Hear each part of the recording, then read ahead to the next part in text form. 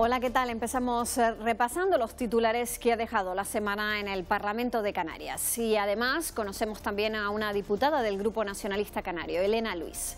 Luis ha hablado de la reunión que esta semana han mantenido el presidente de Canarias y del Gobierno estatal, Pedro Sánchez. Fernando Clavijo ha dicho que se ha desbloqueado la agenda canaria y se ha materializado en un compromiso para sacar adelante los convenios pendientes como el de carreteras. Luis también ha hecho referencia a la aprobación de la reforma del Estatuto de Autonomía y del régimen económico y fiscal de Canarias como un paso de gigante para el autogobierno.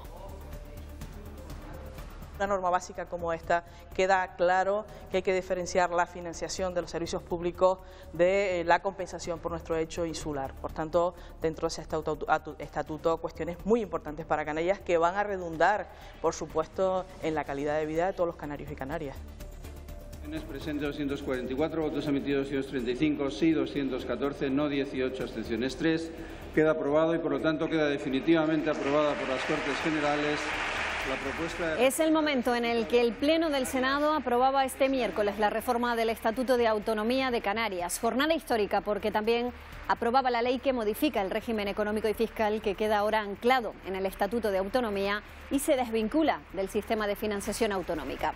Hasta la Cámara Alta se trasladaron miembros del Gobierno, una representación de la Mesa del Parlamento y líderes de distintos partidos políticos. El 20% de la población actual padecerá a lo largo de su vida alguna enfermedad mental. El futuro plan de salud incluye actuaciones para tratar las enfermedades mentales de cara a los próximos 6 años. La Asociación Canaria de Neuropsiquiatría y Salud Mental quiere que este sea un plan revolucionario y lo ha dicho en comisión parlamentaria. Son nuestros titulares. Empezamos con la entrevista que cada semana le realizamos a un diputado o diputada regional. Nos desplazamos hasta la Cámara Autonómica para conocer un poco más a la diputada nacionalista Elena Luis.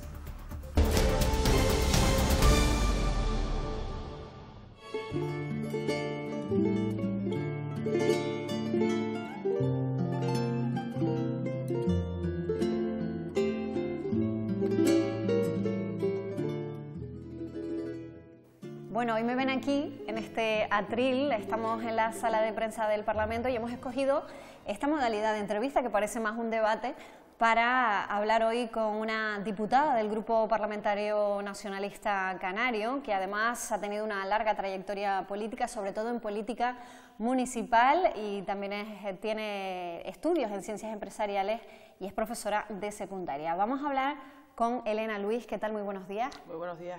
Primera pregunta, yo creo que obligada esta semana. 24 de octubre se aprueba la reforma del Estatuto de Autonomía en el Senado, con el REF y todo lo que implica, pero parece que quizá los ciudadanos todavía no han entendido qué significa para Canarias que tengamos más autonomía, más autogobierno, ¿no? Bueno, indudablemente un hecho histórico el que ha acontecido esta semana con la aprobación, por fin, del Estatuto de Autonomía de Canarias, que es nuestra norma básica. Efectivamente, es un paso hacia adelante que conlleva muchísimos beneficios a los ciudadanos, aunque a los ciudadanos es verdad que les cuesta entenderlo, ¿no? Mayores cuotas de autogobierno significa que podemos desde Canarias tomar decisiones sobre nuestros asuntos y eso es fundamental. Y luego, pues, hechos muy importantes que se contienen en ese estatuto que veníamos reivindicando históricamente, nuestras aguas territoriales, pues la octava isla, la Graciosa por fin, en fin, nuestra condición de región ultraperiférica fundamental para que en todas las políticas del Estado se tengan en cuenta las especificidades de Canarias, y ese hecho histórico que decía de consolidación de nuestro régimen económico y fiscal fundamental, porque por fin en una norma básica como esta queda claro que hay que diferenciar la financiación de los servicios públicos de la compensación por nuestro hecho insular. Por tanto, dentro de ese estatuto, cuestiones muy importantes que van a redundar, por supuesto, en la calidad de vida de todos los canarios y canarias. En esa reforma del Estatuto de Autonomía se contempla además una reforma también de la ley electoral a la que Coalición Canaria no estaba especialmente abierta a que se hiciera, pero ustedes han cedido también en una disposición de que saliera adelante la reforma y de que hubiera acuerdo entre todos, ¿no? A pesar de que Podemos ha votado en contra de esa reforma y que Ciudadanos se ha abstenido, pero que en general ha sido una reforma muy consensuada. Sí, efectivamente, a nosotros lo que nos importaba, a pesar de que es cierto que no estamos de acuerdo con el modelo de reforma electoral que se ha aprobado y está contenida y que esperemos que sea el Parlamento de Canarias quien la defina definitivamente. Indudablemente nosotros está por encima de cualquier cuestión de reforma electoral, indudablemente están los intereses de Canarias y los intereses de los canarios y las canarias. Ese estatuto era fundamental por muchísimas cuestiones que se incorporan, que van a beneficiar a la población canaria y por supuesto nosotros eso es lo que hemos priorizado. Efectivamente, se ha incorporado una parte de la reforma electoral que luego tendrá que ratificarse en Canarias y ajustarse, pero indudablemente, o así lo esperamos, pero indudablemente hay cuestiones dentro de esa reforma que nosotros no compartimos, ya hicimos un voto particular a ese respecto, pero, repito, indudablemente por encima de cualquier interés electoral o de otra índole están los intereses de Canarias y eso era aprobar el estatuto. Al margen de la reforma del Estatuto de Autonomía, caminan aquí también en Canarias pues esos presupuestos, las cuentas de la comunidad autónoma de cara al año que viene, se están diseñando, ya se presentan la próxima semana y ha habido un acuerdo para una bajada de impuestos, una bajada del IGIC que demandaba el Partido Popular y que también ha apoyado el Grupo Mixto. Sí, efectivamente, es una buena noticia para Canarias que podamos afrontar en este ejercicio y que podamos aprobar los presupuestos de la comunidad autónoma, porque eso va a redundar también en las condiciones de vida. Se va a seguir reforzando los servicios públicos fundamentales, eso es así, ya se ha hecho en los presupuestos anteriores, un año más se va a seguir reforzando la sanidad, la educación, las políticas sociales, como no puede ser de otra manera, y efectivamente se incluye, como ya se incluyó también en los presupuestos del 18, medidas fiscales que son de alto contenido social, que lo que pretenden es equiparar, ayudar a las familias a generar más ahorros, que efectivamente se puedan exencionar, por ejemplo, en el IGIC, todas las cuestiones sociales relacionadas con la dependencia, con las plazas sociosanitarias, con la teleasistencia, en fin, hay cuestiones muy importantes de ámbito fiscal que son eminentemente sociales y, por supuesto, un refuerzo y ayuda a que la economía siga creciendo, siga diversificándose, siga mejorando y que efectivamente se siga generando empleo, que no puede ser de otra manera. La mejor política para luchar contra la pobreza es el empleo. Cifras de empleo positivas esta semana, una bajada del paro que no se veía desde 2008.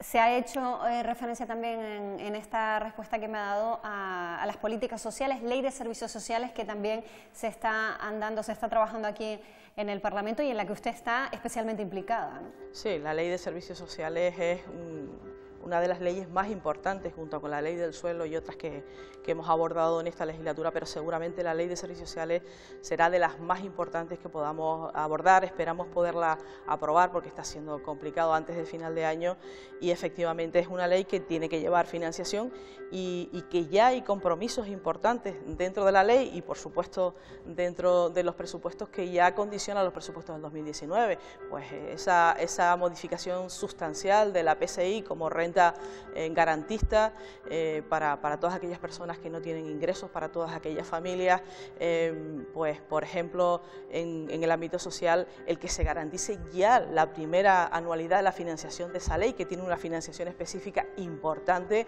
y que podamos diseñar unos servicios sociales como el resto de los servicios fundamentales, que los convertamos, que sean garantistas, universales, con derechos subjetivos y que ordenemos todo el ámbito de los servicios sociales como así se está haciendo con la financiación adecuada. El PSI que además también ha anunciado cambios, ¿no?, en esa garantía para familias con menores a su cargo, que se pueda compatibilizar también con los contratos temporales, ¿no? Claro, es que con la situación todavía estamos con todas esas secuelas de esa terrible crisis, donde hay tantas familias todavía con dificultades que no tienen ingresos. Esta modificación de la PCI la convierte en un instrumento garantista. Antes solamente era hasta 24 mensualidades, independientemente de la situación de las familias, aunque persistiera la situación de vulnerabilidad. Ahora todo eso cambia, se abren los perfiles, se benefician pues a las familias numerosas, a las monoparentales, a los que tienen hijos estudiando, por supuesto a las personas sin hogar. Es decir, un montón de medidas importantes. Se está trabajando también y pensando en cómo se puede complementar las pensiones no contributivas, en fin, las personas que no tienen pensiones. Es decir, es una medida social muy importante que va a tener un costo adicional, pero que indudablemente va a ser un antes y un después a la hora de afrontar las situaciones de vulnerabilidad que tenemos en Canarias y de pobreza. Hay otro asunto que preocupa especialmente, que es la multiplicación de la llegada de personas en embarcaciones irregulares a las costas canarias, especialmente a Lanzarote y a Fuerteventura, pero no solo a esas dos islas. Los cabildos han querido implicarse para poder acoger a esas personas, pero hay un problema fundamental, que lo anunciaba la consejera de Políticas Sociales, y es que las pruebas óseas llegan con retraso, y sin pruebas óseas no se puede confirmar si esos menores son menores y si se pueden a partir de ahí redistribuir en otras islas. Sí, indudablemente otra vez está reapareciendo el fenómeno de las pateras, que está afectando de forma especial a todas las islas, pero de forma especial a Lanzarote. Ya lo hemos debatido en el Parlamento con esa preocupación porque no estén los medios de seguimiento y control, de detección, fundamentalmente para garantizar la seguridad de esas personas que llegan, y una vez que llegan pues se incrementan las dificultades porque efectivamente es difícil, las pruebas no llegan a tiempo, no se sabe si efectivamente son menores, si no son menores, a la hora de tratarlos, en fin, hay muchísimas dificultades y por tanto hay una preocupación en el Gobierno de Canarias, como no puede ser de otra manera, en las autoridades insulares y en los propios municipios. Por eso nos extrañaba mucho y pues el presidente del Gobierno estuviera en Lanzarote y ante más de 30 pateras en aquel momento en la isla de Lanzarote en pocos meses, 2 meses, creo recordar, 2 meses y poco, que no tuviera aunque sea 15 minutos, media hora, para poder debatir y poder hablar y poder buscar soluciones a un tema como ese. Bueno, justo esa reunión que no se produjo con Sánchez en ese momento, en Lanzarote, se ha producido esta semana en Madrid con el presidente Clavijo. Uno de los temas clave es la inmigración, también los convenios de carreteras pendientes y esperando en las islas a que se cumpla, que haya un compromiso real, ¿no? Sí, muy satisfechos de que por fin se pudiera producir ese encuentro, que indudablemente era muy necesario. Había que retomar y normalizar las relaciones con el presidente del Gobierno y con el Gobierno de España, como no puede ser de otra manera. Ha habido temas importantes sobre la mesa, el tema de la inmigración por supuesto que es uno, pero luego temas importantes como el cumplimiento de los presupuestos generales del Estado de 2018, entre ellos pues el tan aclamado y demandado y necesario pues convenio de carreteras, como otros convenios de infraestructura, ¿no? Yo creo que era importante esa reunión, que seguramente pues dará sus resultados y que esperemos que en estos días podamos ver qué acuerdos efectivamente se han llegado y cómo se van a materializar, porque ahí hay convenios muy importantes, el de la pobreza, cantidades muy importantes que todavía no se han podido materializar, no se han podido cerrar, que son fundamentales para la población, la gente que está esperando pues por todos esos recursos y esas medidas necesarias, ¿no? Bueno, de esas carreteras que ha mencionado, lo ha sufrido en su propia piel esta semana al llegar a esta entrevista por las colas de la TF5, se han sumado además a un tiempo inestable, muchas lluvias en las carreteras. Es algo que los ciudadanos demandan, están pidiendo y además que es necesario para cualquiera que quiera llegar a un trabajo en condiciones o a una cita hospitalaria. Sí, evidentemente la situación de las carreteras en Canarias, sobre todo en la isla de Tenerife, que es la que a mí personalmente más me afecta, no solo en la F5, que es un problema gravísimo, sino también en la TF1, son cuestiones que hay que resolver, no tienen fácil solución. Estamos hablando de que hay una población concentrada muy importante, que es verdad que hay que mejorar las infraestructuras, eso es indudable, hay que buscar soluciones, pero hay que buscar otras medidas adicionales, transporte público, pues no sé si al final el tren sería una solución, en fin, cuestiones de movilidad, cuestiones, pues hay que desarrollar los territorios para que la gente no se tenga que desplazar. En el norte de Tenerife, para nosotros es muy importante el cierre del anillo insular, aunque la gente a veces no lo entienda. Dice, no, pero si las colas son para acá, ¿por qué estás diciendo que para allá? Le digo, bueno, porque es que si allá pueden venir, nuestro principal recurso es el turismo, la gente puede venir, se desarrolla el norte y la gente no se tiene que desplazar a trabajar, sino que puede conseguir allí trabajo. Entonces hay que desarrollar los territorios, evidentemente, y luego las infraestructuras que son básicas, pues los hospitales, las universidades, los edificios administrativos hay que territorializarlos para que la gente no se tenga que estar desplazando. O sea, son muchas medidas, se está trabajando en eso, pero es indudable que los recursos del convenio de carreteras, ese incumplimiento durante tantos años ha tenido una repercusión. A veces nos olvidamos y decimos, no, es que ya no nos acordamos que estuvimos 5 años incumpliendo todos los convenios, que se paralizaron todas las obras, que tuvimos tremendos problemas de sobrecostes, en fin, son problemas que ahora se van a resolver, esperemos que así sea. Hay sentencias inclusive que nos han dado la razón en el incumplimiento de esos convenios, y ahora lo que queda es trabajar intensamente para seguir afrontando ese problema que condiciona la vida de la gente. Elena Luis, si le parece, vamos a cambiar un poquito para hablar más de usted, de la persona, y no tanto de la política. De la vida política y la vida personal, pero no se pueden separar en su caso, porque 16 años como alcaldesa del municipio de La Guancha hacen casi imposible que una cosa se separe de la otra. Sí, efectivamente, haber sido alcaldesa de mi pueblo durante 16 años ha sido un grandísimo honor para mí, ha sido de las etapas más importantes seguramente y de la que guardo mejor recuerdo. Qué importante es que uno pueda o tenga la oportunidad, que tu pueblo te dé la confianza para bueno, gestionar sus asuntos, para mejorar la vida de tu gente. Una etapa muy importante para mí, sin duda. Es una escuela ser alcalde, ser concejala de un municipio, cuando además es un municipio pequeño, que cuesta gestionar los recursos. A nosotros además nos tocó esa etapa de crisis dentro, pues una gran escuela, una gran experiencia que desde luego no voy a olvidar nunca. ¿Pero se plantea volver a la vida municipal? Indudablemente no, porque bueno, no sería bueno para mi pueblo que yo siguiera más tiempo, y personalmente tampoco creo que fuera bueno para mí. Y tenemos gente preparada en Coalición Canaria en La Guancha para afrontar ese reto, y espero que la gente nos dé la confianza. Usted además reside en La Guancha, nació en La Guancha y vive allí. Sí, vivir en el municipio de La Guancha es un honor, es un pueblo precioso, no sé si lo han visitado. Me encanta mi pueblo, ¿no? Eso lo tengo que decir, y allí vivo, allí seguiré viviendo, ¿no?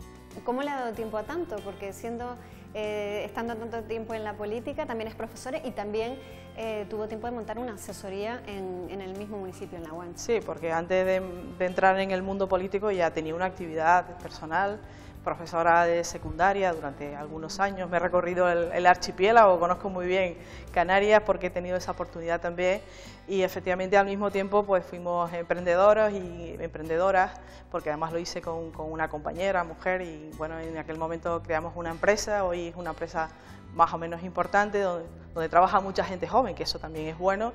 Y indudablemente pues hay una trayectoria política, pero también una trayectoria profesional. ¿Y qué tal son las relaciones aquí en el Parlamento? Son 60 diputados, distintos colores políticos, hay 6 representados aquí en la Cámara. ¿Cómo es la vida después?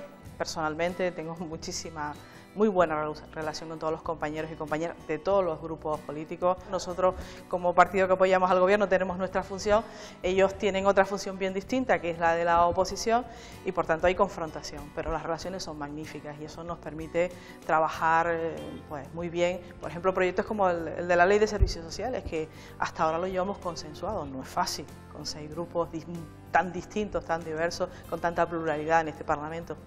Elena Luis, muchísimas gracias por atendernos aquí en el Parlamento y nos vemos en los pasillos. Muy bien, muchas gracias.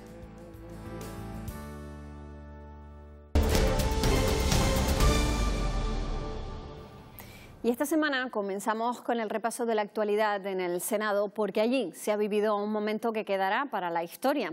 El 24 de octubre es la fecha en la que el Senado ha aprobado la reforma del Estatuto de Autonomía de la Comunidad Autónoma y la modificación del régimen económico y fiscal. Queda aprobado y, por lo tanto, queda definitivamente aprobada por las Cortes Generales la propuesta de reforma del Estatuto de Autonomía de Canarias. Con 214 votos a favor, 18 en contra y 3 abstenciones, el Pleno del Senado ha aprobado la propuesta de reforma del Estatuto de Autonomía de Canarias. Hoy recuperamos nuestra identidad, recuperamos nuestra dignidad, ya que este estatuto sí que iba a incorporar más derechos, más autogobierno, incluso la posibilidad de un referéndum, de un voto en urna para ratificar cualquier modificación sustancial. Contiene un nuevo sistema electoral para Canarias, refuerza la representatividad de cada isla y de los pueblos canarios, disminución de los topes electorales del 6 al 4% a nivel regional y del 30% al 15% a nivel insular. Este Estatuto de Autonomía reconoce derechos como la renta de ciudadanía y la lucha contra la pobreza, la igualdad real entre hombres y mujeres y el derecho a la propia identidad de género. La propuesta de reforma del Estatuto de Autonomía de Canarias es buena, es positiva, es histórica para todos y es necesaria para todos los canarios y canarias. Modificar un Estatuto de Autonomía es modificar nuestro sistema territorial y el nuevo Estatuto de Canarias ofrece diversas razones para la satisfacción colectiva en este ámbito.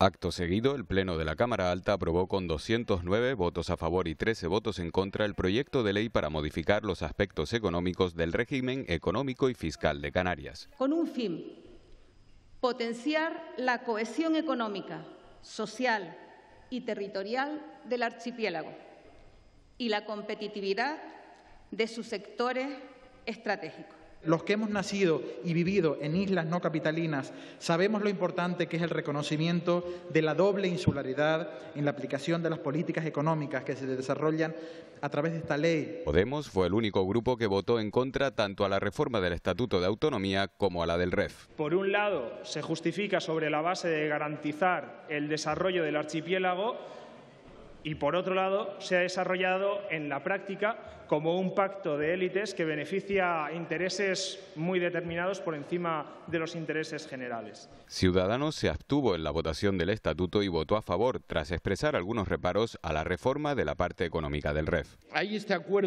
preacuerdo hecho entre el Partido Popular, el PSOE y Coalición Canaria, con unas enmiendas pactadas en su momento y las tiraron hacia adelante y dejan poco margen al debate. Con la votación del Pleno del Senado, el régimen económico y fiscal queda definitivamente desvinculado del sistema de financiación autonómico. Tras la aprobación del Estatuto ha habido varias reacciones, entre ellas la del presidente del Gobierno de Canarias, Fernando Clavijo, que acudía al Senado y que resaltaba que el Estatuto ha sido una de las prioridades de su Ejecutivo. Un estatuto con más autogobierno, un estatuto en el que nos permite jugar en la primera liga de las comunidades autónomas, un estatuto que va a permitir que Canarias pueda escribir con su propia letra el futuro de esta tierra. Han sido muchos los años que hemos tenido que esperar, ha sido mucha la participación ciudadana, han colaborado muchos agentes sociales, el Consejo Asesor que ha estado presente hoy aquí, sindicatos, empresarios. Miembros del Gobierno, una representación de la mesa del Parlamento y líderes de distintos partidos políticos también estuvieron en el Senado para ser testigos directos de la aprobación de la modificación de la Carta Magna Canaria. Conscientes de que se trata de un día histórico, los principales líderes políticos de las islas quisieron vivirlo en directo. La mayoría coincide, tanto el nuevo Estatuto de Autonomía como el REF serán herramientas imprescindibles para mejorar la vida de los ciudadanos del archipiélago. Un día que pasará a la historia en los capítulos del futuro de Canarias y, por tanto, eso también es fruto del consenso de las administraciones, del consenso de los gobiernos, del consenso de los partidos políticos y también del consenso de la sociedad civil. Las canarias y canarios que hoy tienen una razón más para brindar. Hoy Canarias está mucho más cerca de todos los derechos que llevamos años peleando y, por tanto, es un día para estar tremendamente felices. Un estatuto que nos acerca más al autogobierno, que nos da más derechos y más oportunidades, y un REF que yo creo que es una ley estratégica para los intereses generales de Canarias. Nosotros lo hemos apoyado fundamentalmente por dos razones: por la protección a nuestra situación económica y financiera,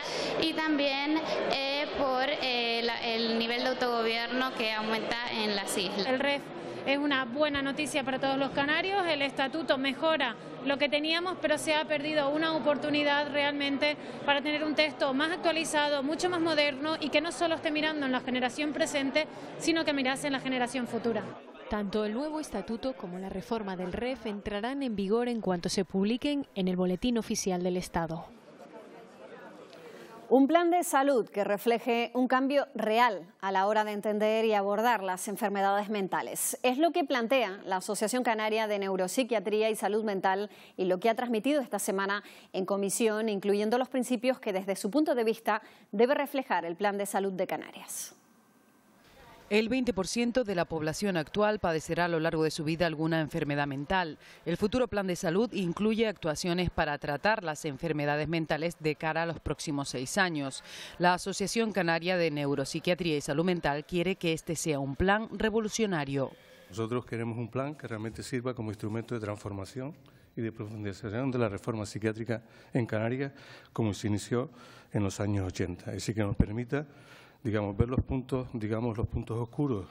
Tanto Nueva Canarias como el Partido Popular han puesto el acento en la población infantojuvenil. No han hecho referencia a un sector de población que seguramente esté recogido en el plan, que es el sector juvenil. Me inquieta mucho la gente joven en todos los ámbitos, también en este. ¿De qué manera se pueden abordar las patologías que padecen los jóvenes, que son colectivos vulnerables, para poder estar recogidas en el plan de salud mental? Los grupos parlamentarios, incluido el PSOE, promotor de esta propuesta, coinciden en que el plan es revisable. Es que este plan necesita de una revisión, y una revisión de un plan de estas características, que efectivamente, tal como está formulado, parece más una estrategia que un plan, debería reconsiderarse de nuevo. Tenemos que, y creo que falla en este plan, colocar en el eje de acción desde el cual se desarrollan todas las políticas los derechos fundamentales del usuario. El Grupo Nacionalista destaca que 100 profesionales participan en la elaboración del documento. Tiene una ficha financiera, está señalado el punto de partida de la inversión que se está produciendo y está previsto en los 6 años de funcionamiento del plan un incremento presupuestario del 26%. Para la Asociación Canaria de Neuropsiquiatría y Salud Mental es prioritario que se promueva un programa de cuidados para las personas que han sufrido malos tratos durante su infancia, para los parados de larga duración y para las mujeres que son víctimas de violencia de género. El bono residente canario anunciado por el Gobierno no convence a parte de los diputados. Desde Nueva Canarias han pedido más información sobre su viabilidad y posibles resultados. El consejero del área y vicepresidente del Ejecutivo ha anunciado que ya se han firmado las órdenes para que el bono entre en vigor en todas las islas.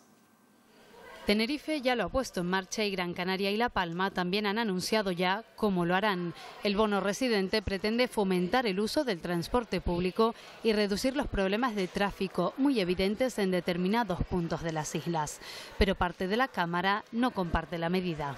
Que se incremente el uso del transporte público, del transporte regular, de un 20 a un 30%, y eso ya no solo es falso, eso es que es rematadamente falso. Si una bajada del precio del billete no va acompañada de una calidad en el servicio, no crecerá el número de usuarios ni dejará tampoco satisfechos a los que ya lo utilizan. Se van a dar pasos para permitir que un residente en una isla que compre el bono en una isla pueda utilizar ese bono en otra isla. Me parece que sería una buena medida. Nosotros podemos adelantar que hay gente que coge la guagua en la actualidad, que se va a aprovechar de un menor precio, va a salir beneficiada, pero que en cualquier caso no va a haber un aumento de pasajeros exponencial. Esta es una de las medidas, ¿es la única? No. ¿Va a cambiar esto? ¿Es una varita mágica que va a solucionar los problemas de transporte colectivo en Canarias? No, pero es una medida positiva y eso es lo importante, y si se puede mejorar, bienvenido sea. El Ejecutivo ha firmado esta semana las 7 órdenes por las que los cabildos recibirán los fondos para ese bono. Órdenes que además son por un importe de los primeros 20 millones de euros que vienen del Estado, que no han sido transferidos. Lo que acordamos fue adelantar con fondos de la comunidad autónoma precisamente el 25%. El bono residente contará en total con 30 millones de euros. El fomento de la lucha canaria en las escuelas es una tarea que los diputados se han marcado y así ha quedado reflejado en comisión parlamentaria. Esta casa también apuesta por el deporte vernáculo y arranca temporada el programa Todo Lucha. También las retransmisiones y todo lo relativo a este deporte en los servicios informativos. Le agradezco el apunte que ha hecho, sobre todo de la lucha femenina, porque creo que es una apuesta que además tenemos que hacer todos, además con el tema de igualdad, y que se incorpora a los juegos escolares, pues es una buena noticia.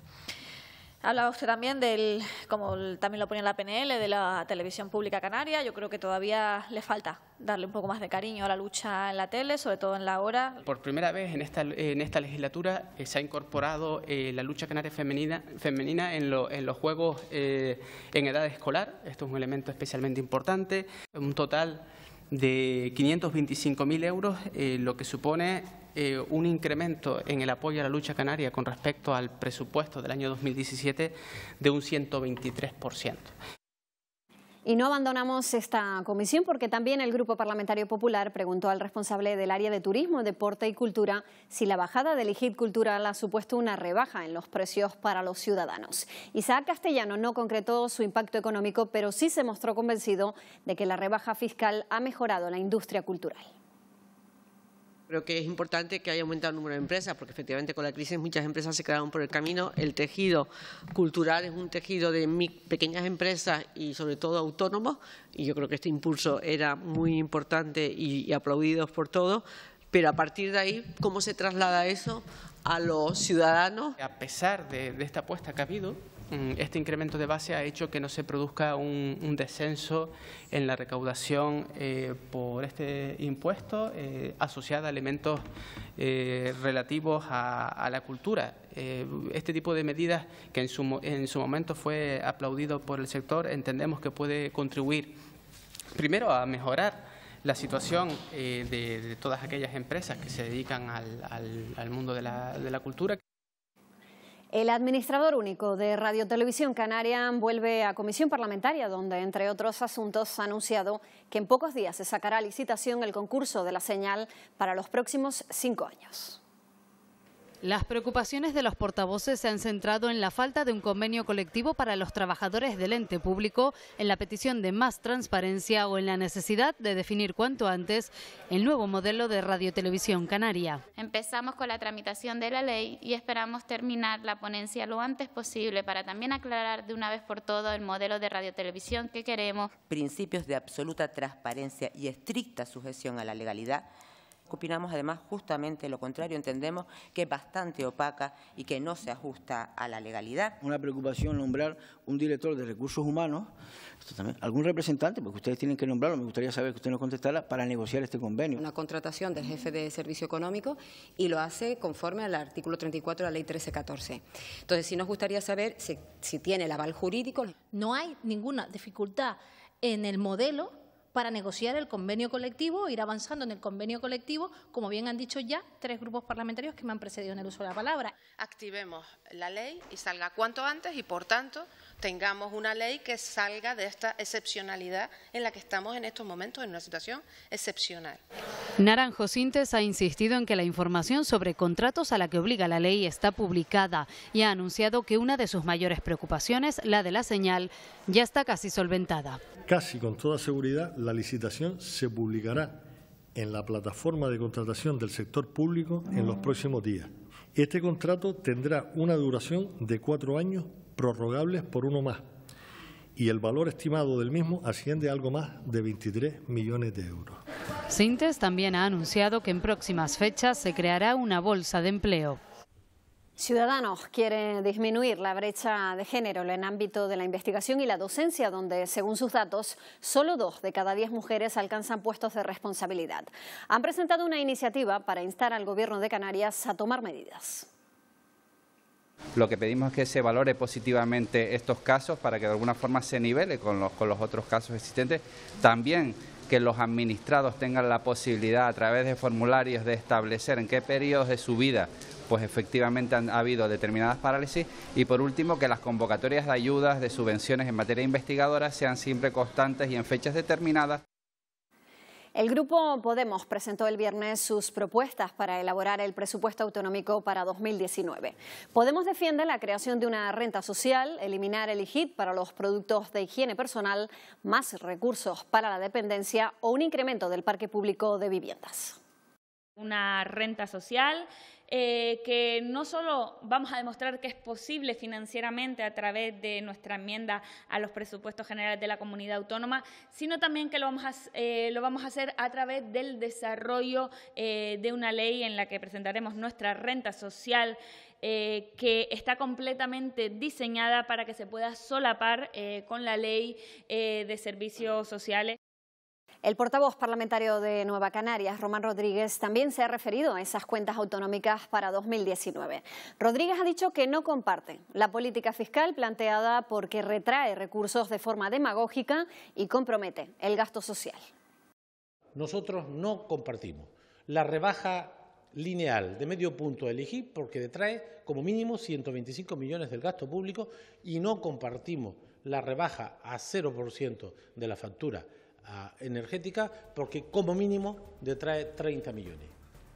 Nosotros nos vamos. Ya saben que la actualidad informativa la pueden seguir en los Telenoticias, en Canarias Radio, en la web y en el teletexto y también, por supuesto, en nuestras redes sociales. ¡Feliz semana!